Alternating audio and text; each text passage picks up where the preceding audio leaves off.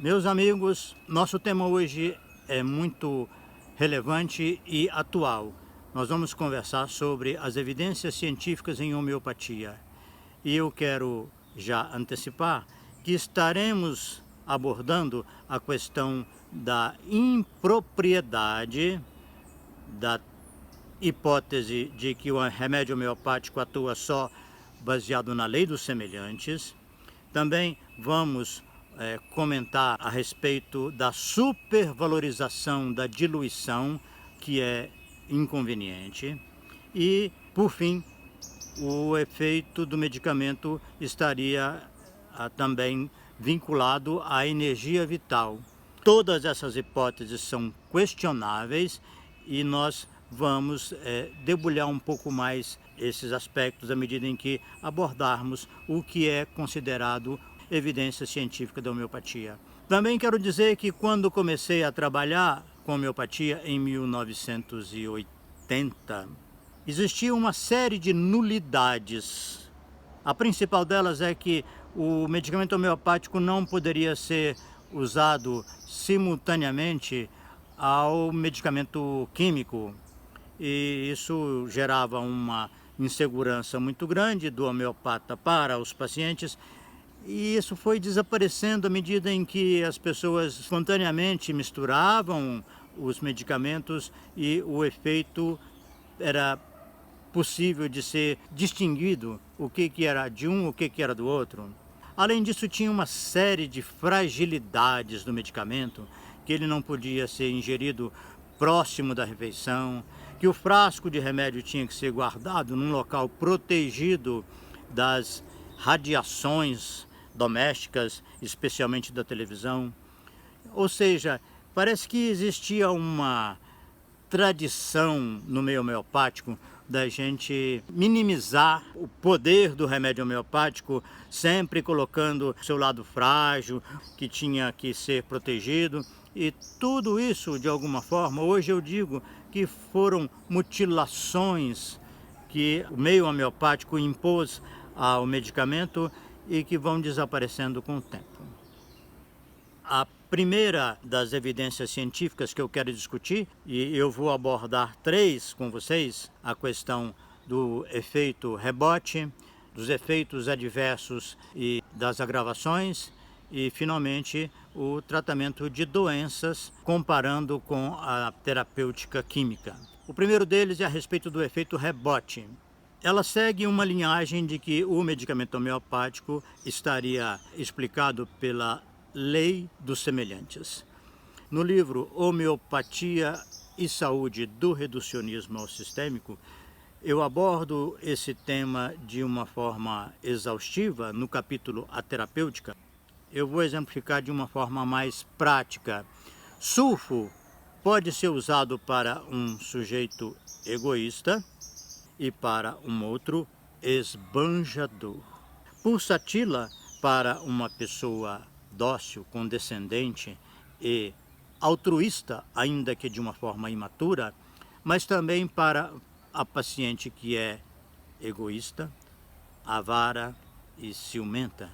Nós temos ainda Ipeca, que tem desdém, ele rejeita muitas coisas, ele tem náusea como um dos efeitos mais importantes, mas também está cheio de desejos e até de desejos inexprimíveis. Essa dualidade, ela está estampada na matéria médica de uma forma muito frequente, reiterada na maioria dos medicamentos que têm um pouco mais efeitos obtidos através do processo experimental.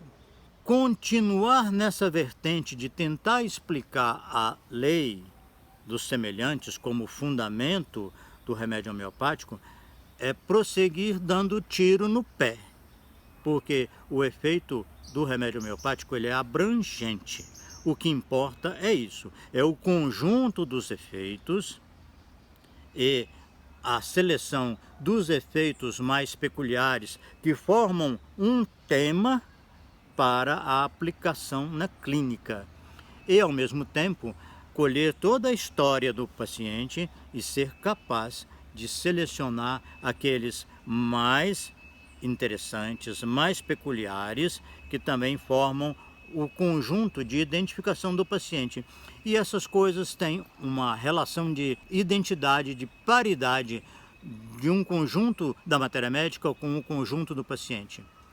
É claro que a manifestação na clínica vai variar muito, porque são dois polos, né?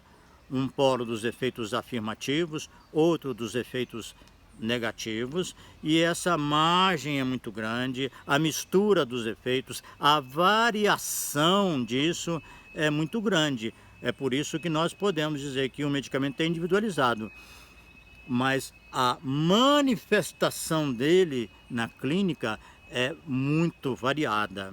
Por isso, um medicamento só, ele serve para muitas pessoas, em função dessa multiplicidade de indivíduos que, no fundo, vivenciam o mesmo tema. Por isso que o efeito na febre, por exemplo, de um medicamento químico como paracetamol, como dipirona e etc., ele atua porque ele tem esse potencial de promover hipotermia.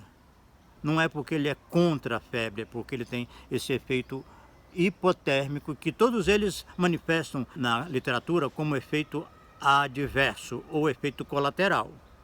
Então, o organismo se apropria desse efeito e promove uma hipotermia, já que ele está carecendo desse efeito, porque ele está com febre. Então ele é ávido por uma substância que tenha esse efeito em potencial. É assim que, aparentemente, todos os efeitos terapêuticos funcionam, porque a substância tem aquela propriedade em si mesma, e quando o organismo está precisando, o efeito é quase que automático, pelo menos no nível orgânico.